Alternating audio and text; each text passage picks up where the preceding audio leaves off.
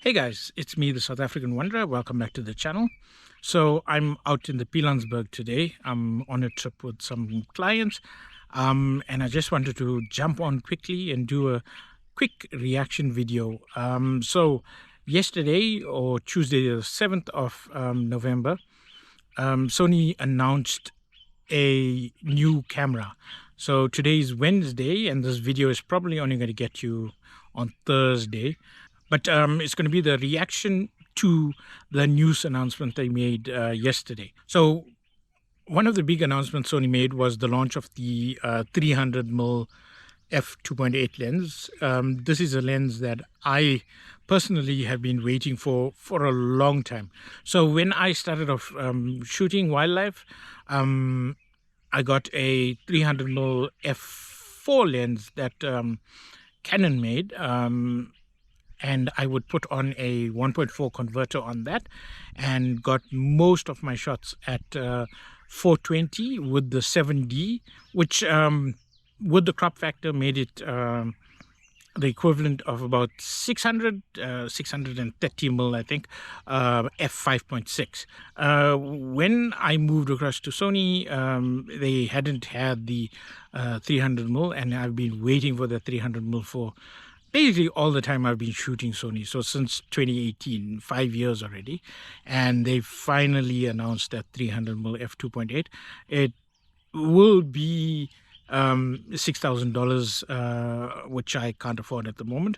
So quite expensive, but half the price of a 400 f2.8 and less than half of a 600 f4. And you can get to 400 f4 on this lens with a 1.4 converter. Sony should actually launch a Series 2 converter soon, 1.4 and 2 times converter. So hopefully that then improves the autofocus and the quality overall. But that wasn't the big announcement. So the big announcement they made yesterday was the release of the A9 Mark III. So if you've watched my previous videos on why I switched from Canon to Sony, you will know that in late 2017, Sony actually announced the A9, the original A9, which came with a 24 megapixel sensor, but I think it was something like 500 or 498 autofocus points, and the most impressive feature was the 20 frames per second electronic shutter. And it was one of the announcements that made me sit up and take note that, hey, maybe this is the camera that I need to buy. When it launched in South Africa, it was at 65,000 Rand for the original A9. So remember, this was probably about 12 Rand to the dollar, 13 Rand to the dollar at the time. So it translated nicely to, well, what now, if you look back, is cheaper, but at the time was one of the most expensive cameras you could get, I think. And especially from a sort of non-established brand. Canon and Nikon had more expensive cameras, but this would have been the most expensive Sony camera at the time. And then they launched, obviously, the A7 Mark III, which incorporated a lot of the features from the A9, except for that 20 frames per second. I think it was 24 megapixels, but no stacking on the sensor. So I eventually got that A7 Mark III. There's some hippos. And later on, when the opportunity arose, I got a A9 Mark I for 35,000 secondhand, and I shot with that for a good, I think, 3 years before getting rid of both the A9 and the A7 last year to get the A1. So the A1 is, of course, Sony's flagship camera, and I think even with the launch of this A9 III, it will remain the flagship camera. But the big feature on the A9 III is the global shutter. So Sony's announcement yesterday, one of the teasers almost in the announcement video was changing for a new globe. And as soon as they put that up on the screen, I could see that, hey, this is going to be now that global shutter announcement that they're making. So if you are wondering, what's the importance of a global shutter, I think one of the things when using the electronic shutter of any mirrorless camera that's in circulation at the moment is the fact that the readout is almost down the sensor. So it reads the top of the sensor first and the bottom of the sensor last. And there's a lag between the top and the bottom, which means that any movement in the picture, so whether it be spots or birds in flight or any action actually, could result in what is called rolling shutter. So Sony got it quite good on the A1 where the rolling shutter is minimal, but there are certain situations where it does come through and it still shows the rolling shutter. I think birds in flight in particular, what happens is the tips of the wings sometimes get curved upwards because of the rolling shutter. So what the global shutter does is it reads the entire shutter at the same time. So there's no lag between the top and the bottom.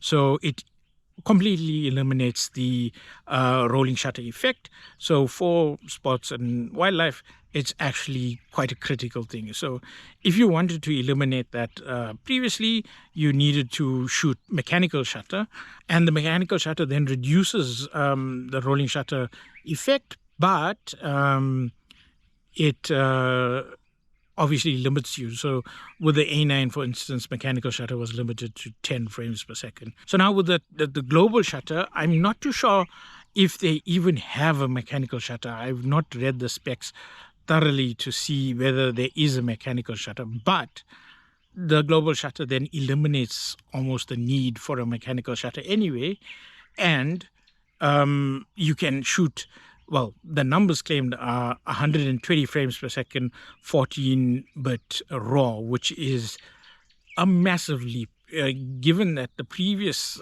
fastest Sony shot was the 30 frames per second on the A1. So, the amount of data they're processing on the camera sensor is quite massive. So they've got, I think, 2 Bions X processors in the A9 III now. I think one limitation on this global shutter is the megapixel count remains 24.6. Obviously, it's a new sensor, so in terms of the dynamic range and that sort of thing, we'll need to see once people get it in their hands and are testing. There must be a spec, so probably they're going to hit like 15 stops of dynamic range, similar to the A1 on that 24 megapixel. But the limitation is that if you go larger on the megapixel count, you're not going to get the global sensor performing as it should, I think. So the limitation at the moment on the global shutter on the sensor is that 24 megapixels. Hopefully, in the coming years, we're going to get higher megapixel count global shutter cameras as well. Maybe 33 megapixels, maybe 42 megapixels, and still shoot, that 120 frames per second.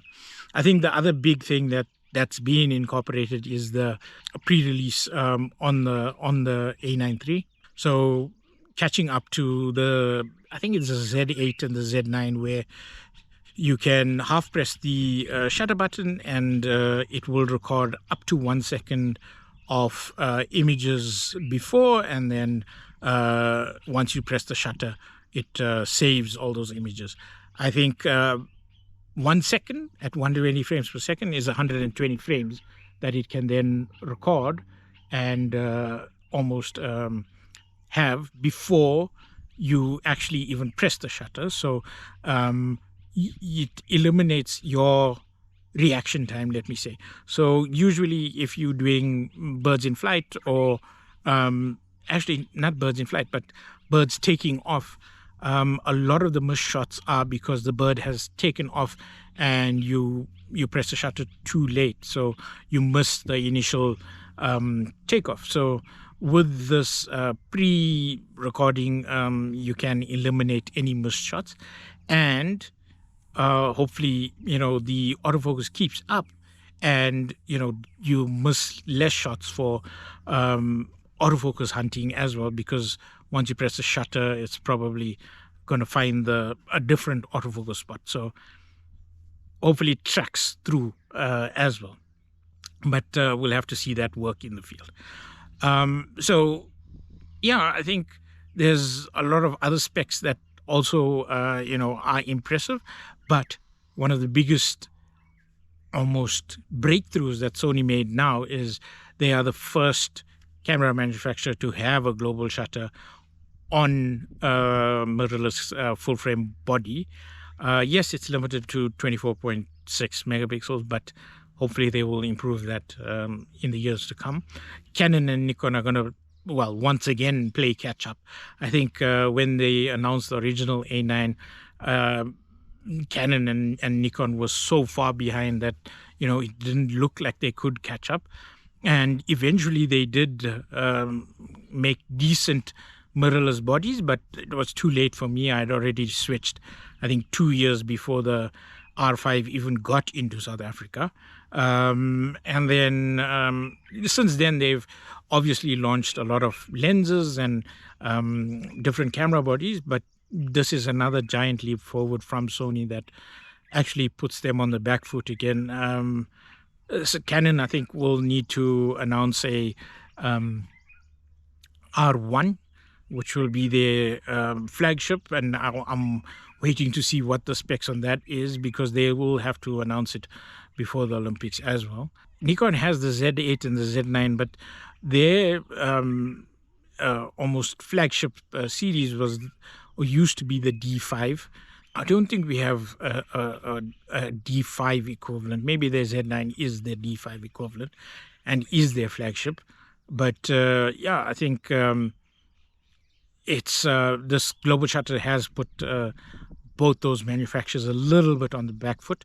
And in terms of like full frame manufacturers, I don't think there are any other real competitors to Sony, Canon, and Nikon. So yeah, let's see how it develops and how it goes forward. But this is just my quick reaction, and I am elated that they will be bringing out these global shutter sensors going forward, hopefully in a A1 Mark II sometime soon.